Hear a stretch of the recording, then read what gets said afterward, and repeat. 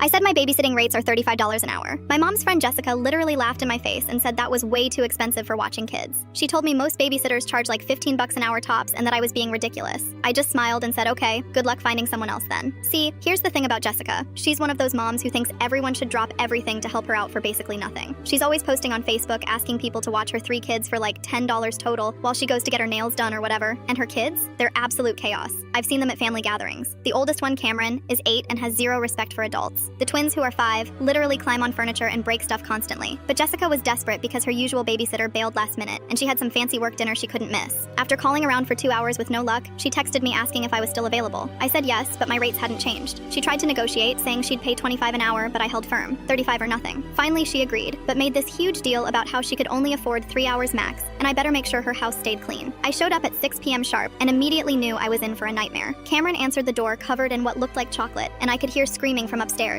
Jessica came running down looking frazzled, her hair half done, makeup only on one eye. She rapid-fired instructions at me while trying to finish getting ready. The twins need to be in bed by 8, Cameron can stay up until 9, there's leftover pizza in the fridge, don't let them have any snacks after 7, make sure they brush their teeth, and whatever you do, don't let them in the basement because that's where she keeps her good wine. The second Jessica left, all hell broke loose. The twins immediately started a food fight with the leftover pizza, launching sauce and cheese all over the kitchen walls. Cameron decided this was the perfect time to practice his skateboard tricks in the living room, knocking over a lamp that thankfully didn't break. When I tried to get them to clean up, they all just stared at me like I was speaking a foreign language. By 7:30, I had somehow managed to get the twins cleaned up and into pajamas, but they refused to brush their teeth. Cameron was nowhere to be found until I heard this loud crash from upstairs. I ran up to find him in Jessica's bedroom, trying on her jewelry and high heels, with makeup smeared all over his face. Her vanity mirror had a huge crack down the middle from where he'd knocked over a perfume bottle. Getting the twins to bed was like wrestling angry octopuses. They kept climbing out, asking for water, saying they were scared, needing to use the bathroom. Every time I got one settled, the other would pop up like a whack-a-mole. Cameron kept sneaking downstairs to raid the kitchen, and I caught him trying to make himself hot chocolate at 8:45, which meant he was definitely not going to sleep anytime soon. Jessica texted me around 9 saying her dinner was running late and asking if I could stay until 11. I replied that would be an extra $70 on top of the original $105. She sent back 3 angry face emojis, but agreed. By 10 p.m., the house looked like a tornado had hit it. There were toys everywhere. The kitchen had dried pizza sauce on the cabinets, and somehow there were crayon marks on the bathroom wall that definitely weren't there when I arrived. The twins had finally crashed, but Cameron was still wired and bouncing off the walls. Jessica got home at 11:15 and immediately started freaking out about the mess. She demanded to know why I let the kids destroy her house and said she wasn't paying me the full amount because clearly I wasn't doing my job properly. I calmly explained that her children had behavioral issues and that managing them for over 5 hours was exactly why my rates were what they were. She handed me $120 and said that was all I was getting. I counted it twice and told her she still owed me $55 more. She said I was trying to rip her off and that no babysitter was worth that much money. I pulled out my phone and started calling my mom, explaining loudly that Jessica was refusing to pay me what we agreed on. Within 2 minutes, Jessica was shoving the rest of my money at me and practically pushing me out the door.